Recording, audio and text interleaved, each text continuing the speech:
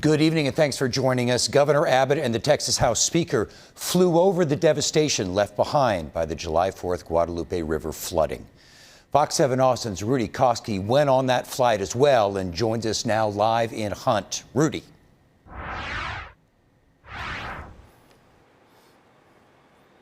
Hi, Mike. Yeah, right after that flight that we took, the governor moved here to Hunt, Texas, where he held a news conference providing us with some new numbers. At that news conference, we can tell you that statewide, the governor said there are now 109 fatalities, but let me update that. Shortly after the governor said that, Williamson County reported finding a body, so the fatality statewide number is now at 110. That number most likely is going to go up. 94 deaths right here in Kerr County. 161 people still reported missing here in Kerr County. Now, in regards to the flight that we took earlier today, it lasted about 2 hours, and on that flight, the governor talked about this response that we've been seeing here all along the Guadalupe River. And along the way, we actually were involved in our own rescue mission. The governor, while we were higher above, not far from this location, he spotted a man in distress at a low water crossing, stranded, waving for help, and we got him help. We'll talk a little bit more about that a little later. But first, as we mentioned, House Speaker Dustin Burrows, he joined Governor Abbott on this aerial tour. The head of the Texas National Guard, DPS, and the state EMA Director Chief, Nim Kidd, also on board for the flight. Now, we saw some the huge scar that was left behind by the floodwaters and the searching that continues here along the Guadalupe River. A lot of people on horseback, a lot of people on ATVs, on foot, and we also saw a lot of heavy equipment moving debris.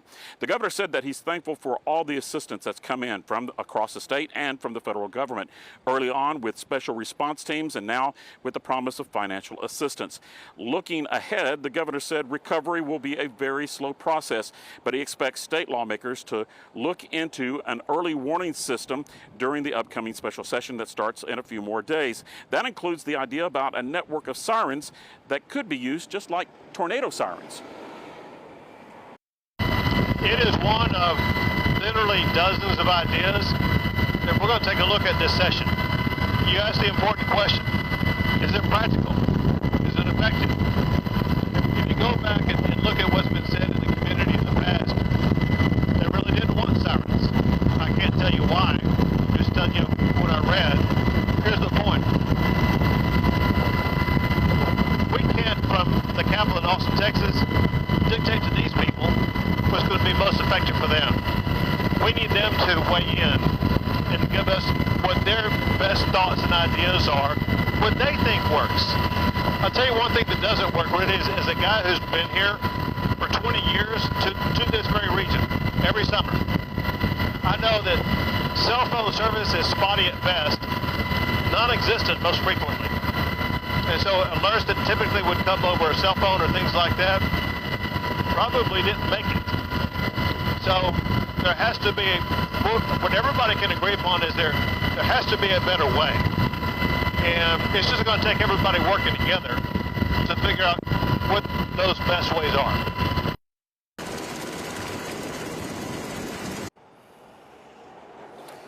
Now, our flight went from Kerrville all the way up to Hunt, where several youth camps were destroyed by this flood. We could see a lot of activity going on at those camps, cleaning up, repairing, but there were individuals there and again, a lot of activity going along at those camps, especially Camp Mystic. They're just not far from this location here. I mentioned earlier about that rescue that we had as we were flying over near Ingram, not far from this location. The governor spotted an individual in a vehicle that had been swept off of a low water crossing.